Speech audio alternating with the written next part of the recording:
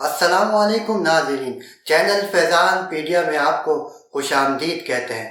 Welcome to my channel Faizan pedia. ناظرین، آج ہم ایسی نہر یا کنال کا ذکر کرنے جا رہے ہیں جو بنی تو 19ویں صدی میں، لیکن اس کا دلچسپ پہلو یہ ہے کہ اس کا تصور، خیال یا آئیڈیا آج سے 1400 سال پہلے صحابہ کرام کے دور میں ایک صحابی رسول رضی اللہ تعالی عنہ نے پیش کیا تھا۔ یہ نہر کون سی ہے اور وہ کون سے صحابی ہیں جنہوں نے اس نہر کو بنانے کا تصور، آئیڈیا یا خیال پیش کیا تھا؟ جب اس کا تصور ایک صحابی رسول رضی اللہ تعالی عنہ نے پیش کیا تھا تو کیا وجہ تھی کہ صحابہ کرام رضی اللہ تعالی عنہم اجمعین کے مبارک دور میں اس نہر کو تعمیر نہ کیا جا سکا؟ پھر یہ نہر کس نے اور کب بنائی؟ یہ نہر کس ملک میں ہے اور یہ نہر کن دو سمندروں کو آپس میں ملاتی ہے؟ اب موجودہ دور میں اس نہر کی تجارتی اہمیت کیا ہے اور اس نہر سے کتنے ارب ڈالر کا منافع کمایا جاتا ہے اور اس نہر سے گزرنے والے جہازوں کا سائز کیا ہوتا ہے؟ اس نہر کی لمبائی کیا ہے؟ اس نہر کی گہرائی کیا ہے؟ یہ سب جاننے کے لیے آپ اس ویڈیو سے شروع سے آخر تک جڑے رہیے۔ لیکن اس سے پہلے کہ ہم آگے بڑھیں، اگر آپ فیضان پیڈیا میں نئے ہیں تو ہمارے چینل کو سبسکرائب کیجئے اور گھنٹی کے نشان کو بھی دبا دیجئے تاکہ ہماری آنے والی ہر نئی ویڈیو کا نوٹیفیکیشن آپ کو بروقت مل جائے۔ ناظرین، جس نہر کا ذکر کرنے ہم جا رہے ہیں اس نہر کو نہر سوئس کہتے ہیں، جو بڑی ہی مشہور و معروف نہر ہے۔ لیکن اس نہر کے ذکر سے پہلے چلے ہم چلتے ہیں صحابہ کرام رضی اللہ تعالی عنہم اجمعین کے مبارک دور۔ خلافت حضرت عمر فاروق رضی اللہ تعالی عنہ کا مبارک دور ہے۔ مصر، جسے انگریزی میں ایجپٹ کہتے ہیں، فتح ہو چکا ہوتا ہے۔ حضرت عمر بن العاص رضی اللہ تعالی عنہ وہ صحابی رسول ہیں جو مصر فتح کرتے ہیں اور بعد میں انہیں ہی حضرت عمر فاروق رضی اللہ تعالی عنہ مصر کا گورنر مقرر کر دیتے ہیں۔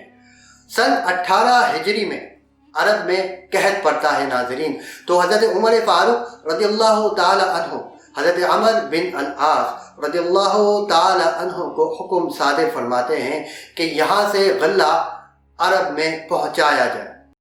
چنانچہ ان کے حکم کے مطابق ایسا ہی کیا گیا، لیکن مصر اور شام سے زمینی راستہ بہت طویل تھا جس کی وجہ سے غلے کی ترسیل میں کافی وقت لگتا تھا۔ اس لیے حضرت عمر رضی اللہ تعالی عنہ نے ایک حکم صادر فرمایا کہ دریائے نیل کو بحر کلثم، جسے بحر احمر بھی کہتے ہیں، سے ملا دیا جائے اور اس طرح بہت کم وقت میں غلہ سمندری راستے سے پہنچ جائے گا اور قحط کا امکان ختم ہو جائے گا۔ چنانچہ حضرت عمر بن العاص رضی اللہ تعالی عنہ نے 69 میل طویل نہر صرف 6 ماہ کے عرصے میں مکمل کر لی۔ چنانچہ دریائے نیل سے جہاز سفر کرتے ہوئے بحر کلثم یعنی بحر احمر تک آتے اور پھر وہاں سے جدہ پہنچ کر لنگر انداز ہوتے۔ ناظرین، اس نہر کو نہر امیر المومنین کے نام سے جانا جاتا ہے۔ یہ نہر کافی عرصے تک قائم رہی اور بالآخر بند ہو گئی، لیکن اس نہر سے جڑی ہوئی ایک خاص بات جس کا تعلق نہر سوئس سے بنتا ہے، اور وہ یہ کہ حضرت عمر بن العاص رضی اللہ تعالی عنہ نے اس نہر کی تعمیر کے بعد ایک اور نہر بنانے کا تصور اور آئیڈیا پیش کیا۔ چنانچہ انہوں نے اس کے مقام کا تعین بھی کر لیا اور مقصد یہ تھا کہ بحر متوسط یعنی سی آف میڈیٹرینین کو بحر کلثم یعنی ریڈ سی یا بحر احمر سے بذریعہ نہر ملا دیا جائے۔ لیکن جب حضرت عمر رضی اللہ تعالی عنہ کو ان کے اس ارادے کا پتہ چلا تو حضرت عمر رضی اللہ تعالی عنہ نے ان کو منع فرما دیا، اور اس کی وجہ یہ تھی کیونکہ حضرت عمر رضی اللہ تعالی عنہ کو اس بات کا خدشہ تھا کہ یونانی اسی راستے کو استعمال کر کے جہازوں میں آ کر حاجیوں کو قیدی بنا لیں گے۔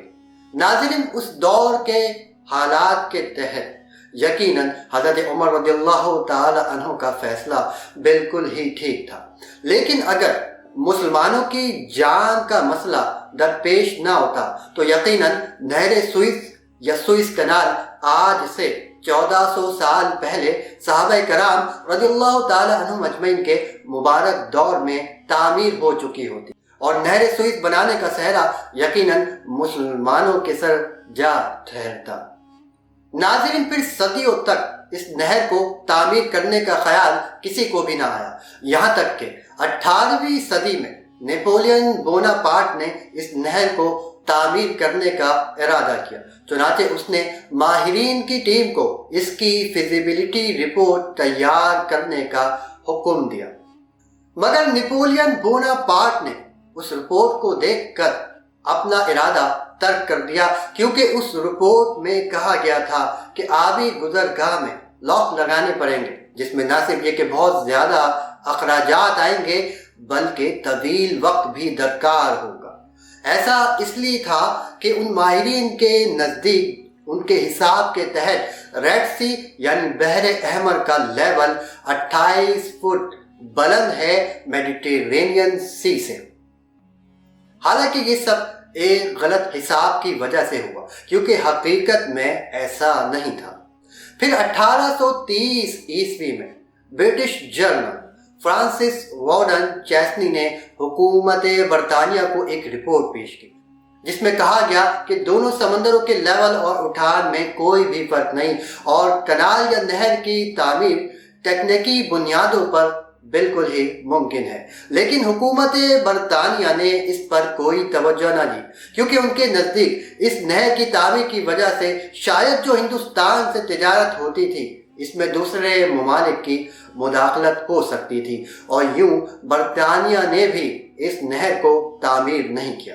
फिर नाज़रीन, 1855 से 1856 के दौरान फ्रांसीसी सफ़ीर फेर्डिनेंड डी लेसेप्स ने मिस्र के वाली सईद पाशा से नहर सुइस बनाने की इजाज़त ली।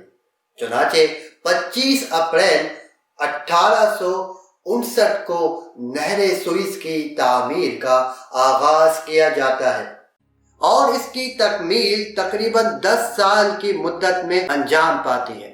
इस दौरान नाज़रीन, लाखों मजदूर मुख्तलिफ ममालिक से यहाँ काम करने आते हैं। कई हजार मजदूर इस दौरान मुख्तलिफ वबाई अमराज का शिकार होकर अपनी जिंदगी से भी हाथ धो बैठते हैं।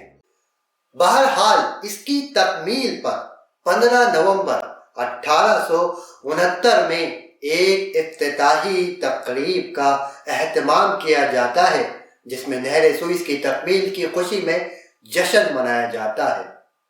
नाज़रीन, नहर सुइस की Muntazim the Suisse kanal company थी और इसके ज़्यादातर हिस्से या शेयर के मालिकान फ्रांसीसी हजरात ही थे। 1875 ईस्वी में बरतानिया ने इस नहर के तकरीबन 44% शेयर्स खरीद लिए। 1882 ईस्वी में बरतानिया ने मिस्र पर हमला कर दिया और नहर सुइस को अपनी तहवील में ले लिया। फिर 1922 में मिस्र बरतानिया के तसल्लुत से आज़ाद होता है, लेकिन नहर सुइस फिर भी बरतानिया के तहत रहा और बिल आखिर 13 जून 1956 को नहर सुइस को बरतानिया ने मिस्री हुकूमत के हवाले कर दिया। फिर इसी साल 26 जुलाई को मिस्र के सदर जमाल अब्दुल नासिर ने नहर सुइस को नेशनलाइज कर लिया और इससे मुतालिक तमाम एसेट या असासाजात हुकूक व वाजिबात द सुइस कनाल अथॉरिटी को मुंतकिल कर दिए और साबिका मालकान को उनके हिस्से की कीमतों की अदायगी कर दी गई और उस दिन से आज तक नहर सुइस मिस्र की ही मलकियत में है। नाज़रीन, नहर सुइस की लंबाई की अगर बात की जाए तो ये नहर तकरीबन 120 मील तवील है, यानी 93 किलोमीटर। इसकी इब्तदा बहरे मुतवस्सत यानी सी ऑफ मेडिटेरेनियन के साहिली शहर पोर्ट सईद या बोर्ड सईद से शुरू होती है और खलीज सुइस के शुमाली साहिली शहर सुइस, जो कि एक बंदरगाह भी है, पर इस नहर का इख्तिताम होता है, जहां से जहाज बहरे अहमर यानी रेड सी में दाखिल होते हैं। द सुइस कनाल अथॉरिटी के मुताबिक इस नहर को अबूर करने में तकरीबन 12 से 16 घंटों का वक्त दरकार होता है। नाज़रीन, कई तौसियात के बाद इस वक्त इस नहर की गहराई तकरीबन 24 मीटर या 79 फुट है। इसकी चौड़ाई 205 मीटर या 673 फुट है। इस नहर में पनामा नहर की तरह किसी मकाम पर भी कोई लॉक नहीं है। नाज़रीन, नहर सुइस में गुजरने वाले जहाज़ों के अगर साइज की बात की जाए तो इस नहर में गुजरने वाले जहाज के ड्राफ्ट की हद तकरीबन 20 मीटर या 66 फुट है। नाज़रीन, ड्राफ्ट जहाज का वो हिस्सा होता है जो पानी की सतह से पानी के अंदर गहराई तक डूबा हुआ होता है। इसी तरह से एयर ड्राफ्ट जो पानी की सतह से जहाज के बुलंद मकाम तक की बुलंदी होती है, इसकी हद 68 मीटर या 273 फुट मुकर्रर की गई है। जहाज की ज्यादा से ज्यादा चौड़ाई की हद 77.5 मीटर या 254 फुट 3 इंच मुकर्रर है। अगर इन जहाज़ों के वजन की बात की जाए तो जनाब इस नहर से 2,40,000 टन या 24 करोड़ डेड वेट किलोग्राम तक के जहाज को इसमें से गुजरने की इजाज़त है। नाज़रीन, डेड वेट से मुराद ये है कि एक जहाज कितना वजन उठाता है। इसमें cargo, fuel, fresh water, blast water, passenger और क्रू वगैरह सब शामिल होते हैं।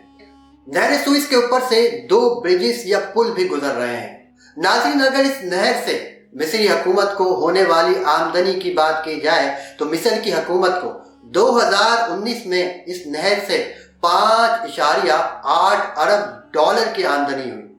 अगर इस नहर की तजारती अहमियत की बात करें तो इसकी अहमियत के लिए ये जानना काफ़ी है कि अगर ये नहर ना हो तो एशिया और यूरोप के दरमियान जो तजारती सामान की नकलो हमल और आमदोरफ्त होती है, उसके लिए जहाज़ों को बड़े आज़म अफ्रीका के गिर्द पूरा घूम कर जाना होगा, जो न सिर्फ कई दिनों के इजाफी वक्त का सबब बनेगा बल्कि इसकी वजह से जहाज़ों का बंकर यानी ईंधन भी बहुत ज़्यादा लगेगा और जाहिर है इसकी वजह से लॉजिस्टिक अखराजात में भी इजाफा होगा, जो मसनूआत की पैदावारी लागत में भी इजाफे का बाइस बनेगा।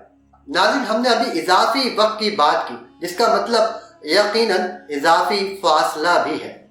अब इसी चीज़ को आप एक एनिमेटेड मिसाल के जरिए समझें। फर्ज करें कि जापान से एक बहरी जहाज बजाय सुइस कनाल के बड़े आज़म अफ्रीका के गिर्द घूम कर सफर करते हुए यूरोप पहुंचता है तो उसे 14,507 नॉटिकल माइल्स का फासला तय करना पड़ेगा और अगर यही सफर सुइस कनाल के जरिए किया जाए तो ये फासला महज 11,192 नॉटिकल माइल्स तक होगा, यानी 3,315 नॉटिकल माइल्स का इजाफी फासला दरकार होगा।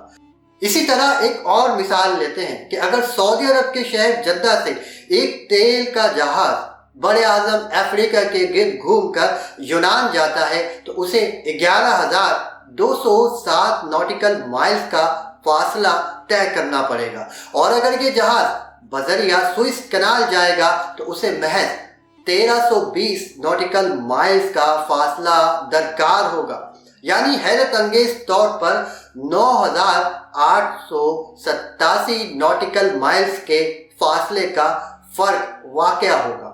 इस मिसाल के साथ हम उम्मीद करते हैं कि आप सुइस कनाल की तारीख के साथ साथ इसकी अहमियत को भी समझ चुके होंगे।